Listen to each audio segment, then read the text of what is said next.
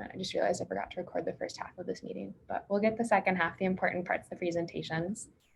And with that, we will start with our LAMP site spotlights. So here we have Dr. Samuela Kristeva up first, and then feel free just to let me know when to change slides after you're done talking. No, the slides are perfectly the same. Hi all, and thank you for giving me the opportunity to talk about our project. Some of you know what exactly we are doing, but for the rest, we are a team that is based in Medical University of Varna, Bulgaria, and we are working at the University Hospital, which is St. Marina, again in Varna. So our clinic is divided into subunits, and the unit I'm currently working at deals with patients with substance use disorder, and that's our target population. We work only with adults. So patients over 18 who has confirmed diagnosis of substance use disorder and who had recent hospitalization. So basically our baseline visit is the day of discharge. So our primary aims, I have divided them into two, two perspectives. The first one is purely observational maybe, and it's our attempt to identify digital behavior patterns as potential predictors for impending relapse. And we follow our patients for 90 days. And as we see from our preliminary data, there's quite a difference if the patient is being followed up in a traditional way or using MindLamp. So we want to see if there's any difference actually in the relapse rates between the two groups. So we have two arms. The one are being followed, the follow-up is being done with the app, and the rest are being followed up by like regular phone contact. The inclusion criteria, like the most important one is to have a smart device, and we've estimated that around 40% of our patients do have smart device. Of course, as expected, younger patients tend to be like more likely to have one, and they're almost exclusively Android users. And the key exclusion criteria are any psychiatric comorbidity or any cognitive impairment. Of course, the rest are the standard ones. They need to be ready to comply, to realize the protocol per se. And I'm trying to be like really brief and not go into details that might be like too much. So yeah, next slide, please. So far, what we've learned and what's cool about the thing we do and what's not. Maybe still the biggest issue for us is that we rely on our patients to report if they have relapsed or not. And patients are really an unreliable source given their diagnosis, like their insight is impaired or they're ashamed to admit it. So far, I think that could be partly resolved by actually having caregivers, but so far we don't have that opportunity to use it. The other good thing is that we are basically the only unit for treating substance use disorders in the whole region, so they are likely to end up in the very same facility. And that's how it happened. Like we already have 2 relapsed patients that are using MindLab, and next slide I'm going to show you like the first one, which was even more thrilling than having a first randomized. What we found out works better is if you're having a more relaxed training approach, just do not expect the patient to be eager to learn using the app as a really like a pro. That's why we didn't implement much stuff yet. And because of course it's not translated, and it was an issue in our previous attempt to use it. So so far we are using basically the service, and we just want to see if they're answering them, not as much as the scores they're given. What happened to be a problem, and we didn't expect that, is our patients are switching devices a lot, crazy a lot. Like, I have my phone for years, but those patients, they get discharged from the hospital, and then they call me, doc, I got a new phone and I need to set the app again. What I did was to take those little cards, like the visit reminder cards, and to get a shortened URL for the app, so they can type it easily, and they have their credentials. Because a lot of patients are switching to Huawei, they don't have Google Play Store, and they ask me how to download it, and I cannot be sure they're downloading the right version, because I think my LAMP is still on, and that was a fast solution. They have the shortened URL, and they type it.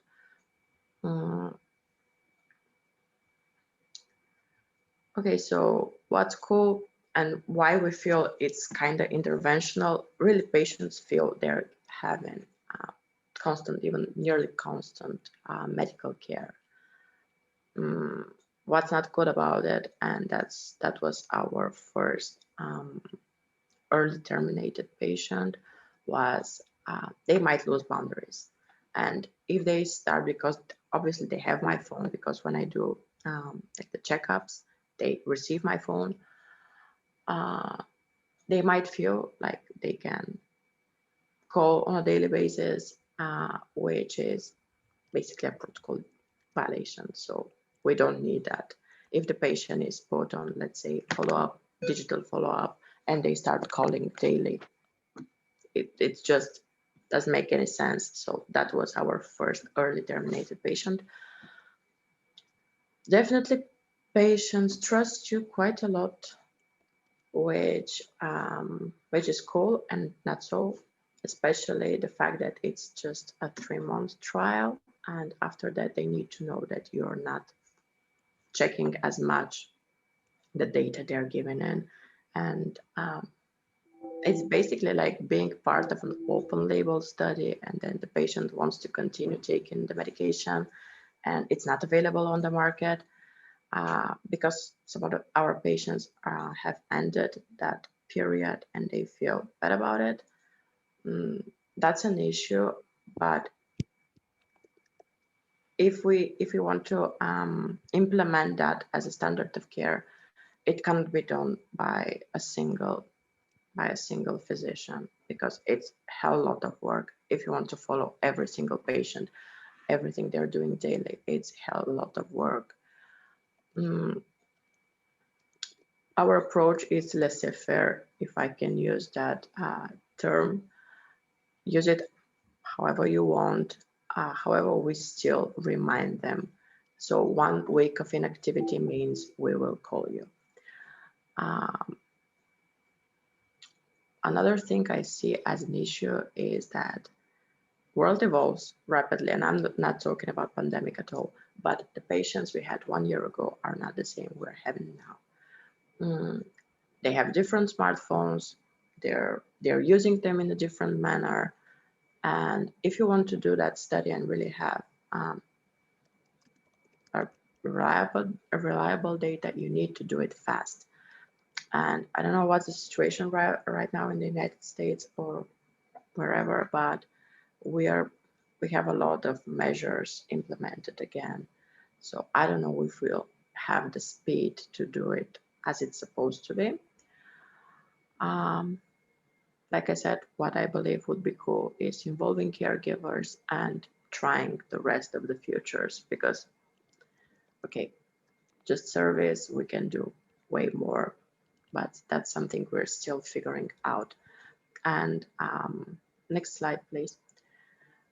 That's actually our first relapsed patient who's been followed with the app. So he's been discharged on 4th of September, and he was really consistent the first few days. What you see there, September 13, there was a brief period when that was what appeared. Like for every single patient, every single survey, it was that data is not available. I believe it's a problem. It's been a problem for everyone, and I think it was because of the migration.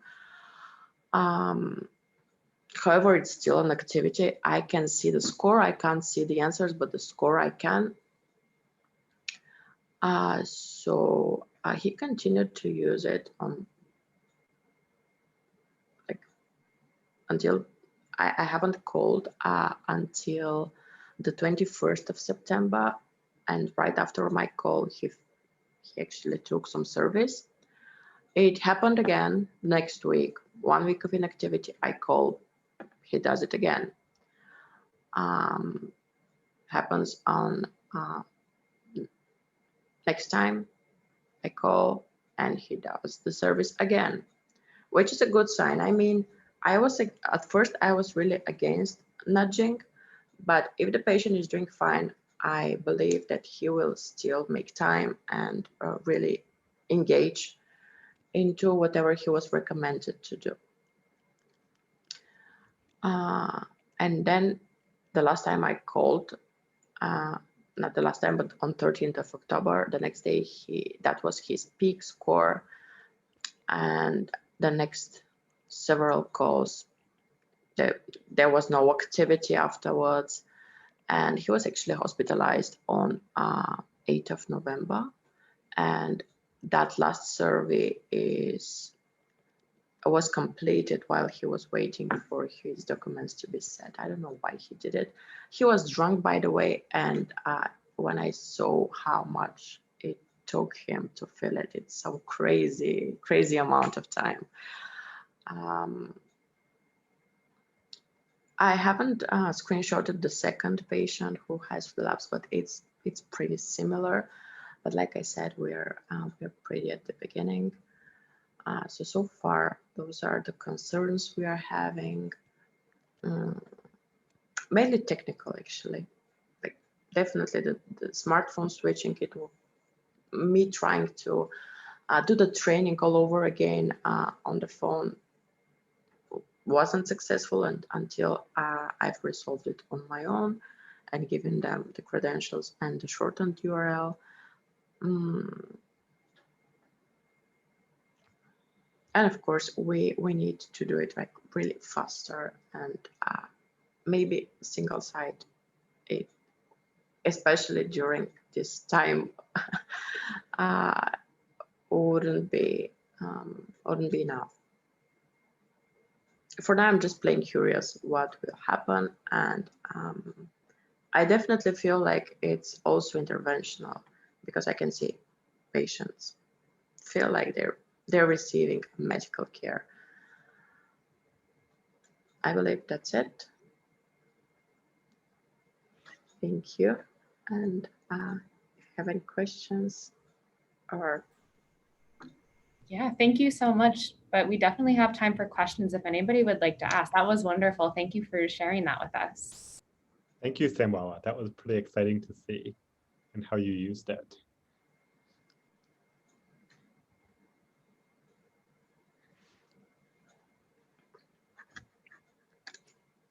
Did you find, Samuela, that it worked in younger patients or older over? Like, was there any, could you like tell beforehand who would really want to do it and also like who was not gonna want to partake? Okay, so first of all, like I said, around 40% of our patients do have smartphones. However, maybe half of them are not interested. So ownership and interest are two different things. So they just say, okay, I'm not into it.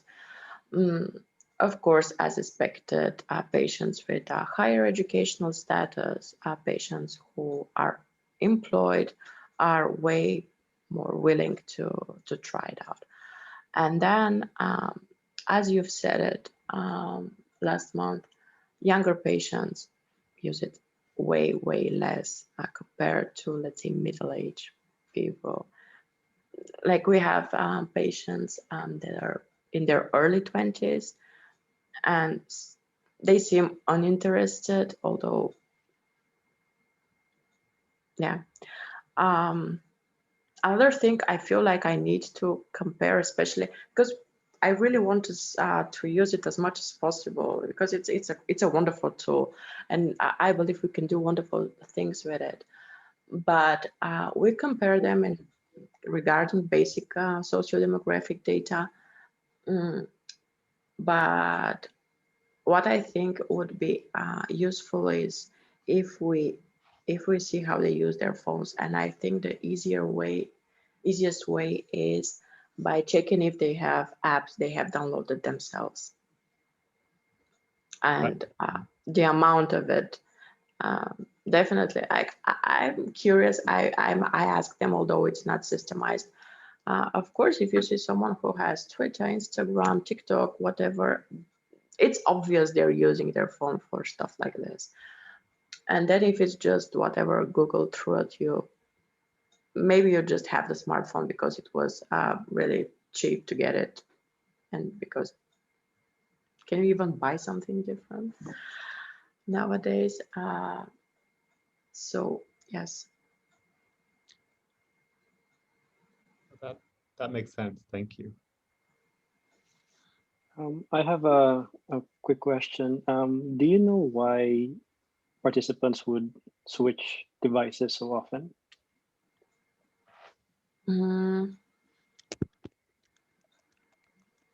I would say that I have no clue. I was plain surprised. I don't know. No idea. Okay. Are there any other questions, comments? Great. We'll move on to Jenny, but thank you so much again, Samuela. This was very interesting. Okay, so next up we have Jenny. So she's here with us at Digital Psych. Hi, I'm trying to start my video, but I don't know if it's working. I'm Jenny. I've been working on the college project at our digital psychiatry lab, and I'm just going to talk a little bit about our upcoming study of LAMP with college students. So we have previously done a digital phenotyping study of 100 college students using LAMP over the course of a month, and now we're scaling it up to 1,000 students and adding a few new components. So just for a little brief background, we're focusing here on college students because it really is an area of growing need. In the past few years, there's been a steep increase in the number of students experiencing mental health problems on college campuses, to the point that counseling centers on campuses can't really keep up with the demand. So this is leading to longer wait times for appointments and leaving many students without the resources that they need. So college mental health is an area really well suited to digital solutions because so many college students have smartphones and are relatively tech savvy, and also because it's an area that desperately needs a scalable solution to meet the current level of demand for services. So like I said, the previous study entailed digital phenotyping for college students, and this new study adds a few new components. So in addition to digital phenotyping, we are also going to be looking at improving engagement and which features of MindLamp serve to improve engagement with students, and then also looking at adding in responsive interventions. In terms of engagement, previous research has shown that the drop-off rates of mental health app usage are very high, especially among college age range. So obviously resources aren't helping anybody if they're not being used. So how can we make sure that students continue to use these resources or this app so that they're getting the help they need? And then the point of responsive interventions is just to see whether these interventions actually serve to improve mental health. And whether they can actually lower people's scores on these mental health assessments. So if we go to the next slide, we can look at kind of the overall design of this study. like I said, it involves 1,000 students, and it's going to be over the course of a month. Basically, every day, each student completes one daily survey in LAMP that just asks about a few different domains of their mental health. So some questions about anxiety, stress, depression, and a few more. So they get notified daily for that. And that's across the board, every participant. However, past that, students are randomized into 4 groups so that not everyone is experiencing the app the same way. And this first randomization is with one of those engagement features I talked about. So here you can see that half of the students participating will have access to their Prevent page. So they'll be able to see their data from their previous surveys, their steps, whatever passive data is coming in, whereas the other half won't be able to see that. It should just be a blank screen for them in the Prevent section.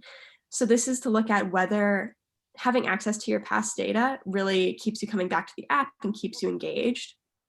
And then the second randomization is into groups that will either have messaging from the research team or no messaging. So again, an engagement technique. How does like a human interaction on the other side of the app keep people coming back to the app? And these messages are nothing clinical. It's just like, great job, keep completing surveys, like just basic encouragement.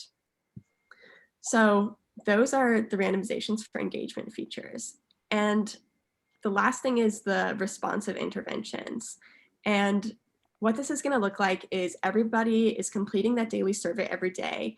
If their score goes up a certain number of points, here I put 3 points, that means, you know, they're experiencing more depression, more anxiety, or some other symptom has increased.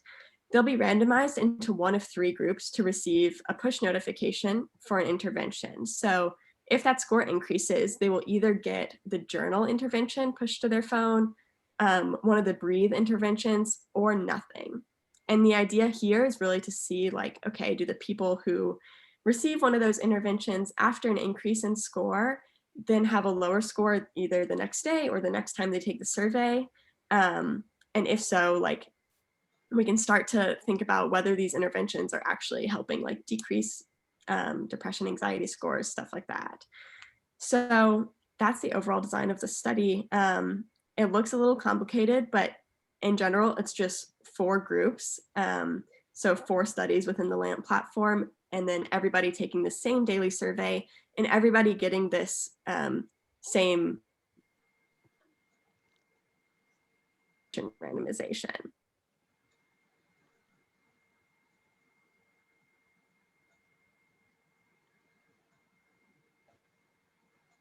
Yeah, so that's really all I have to say about it. We haven't actually begun this study yet, but we're going to pretty soon. If anybody has any questions about the design of the study, I'd be happy to answer, but I don't really have any, you know, results to speak to yet. Thank you so much, Jenny. That was wonderful. Could I ask a question?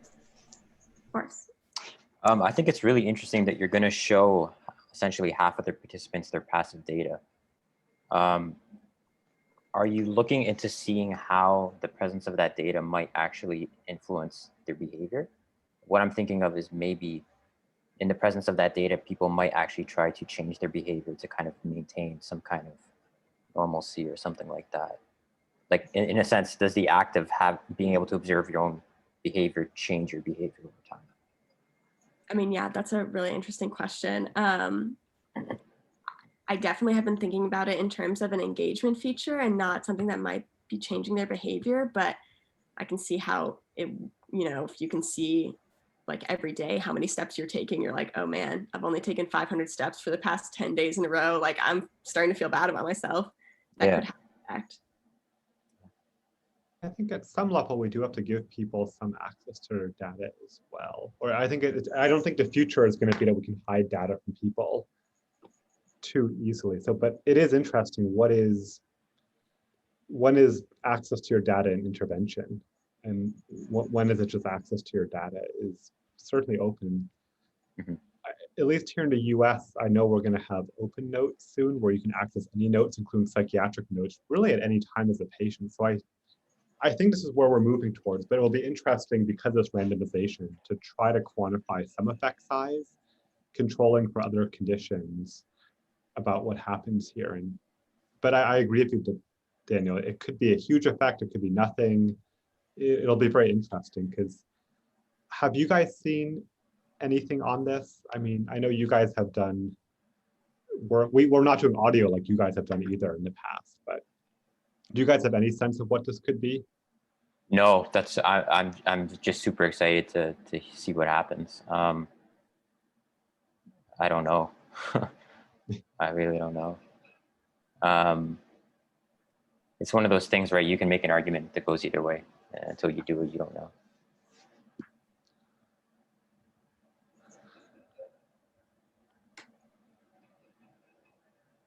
Are there any other questions?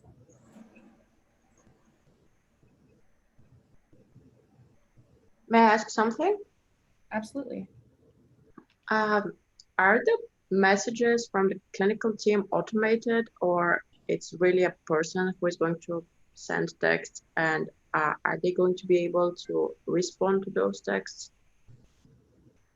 So they're not automated. It's really going to be individuals like myself and other people on the research team who are sending those messages, but it's going to be basically from like a list of, you know, pretty standard messages, and the participants can respond, but there's going to be like minimal personalized engagement. It's mostly just encouraging, you know, standard messages. I really like the future of now that we are able to actually exchange texts with patients, but I don't think they like show up like notifications. Do you think that will change any soon? Because if I text to a patient, because that might help with really not calling and not getting it too personal, which I agree with Jenny. Might be an issue and be like noise. So is that like planned to happen, like to have the notification that you had a message from the clinical team? Because now when you text them, you just need to log in, like to open the app manually and then see it. Yes, it's definitely something that's on the list to be happening for the MindLamp app, that like when you send a message, they'll get a notification. But you're right, it is not quite there yet.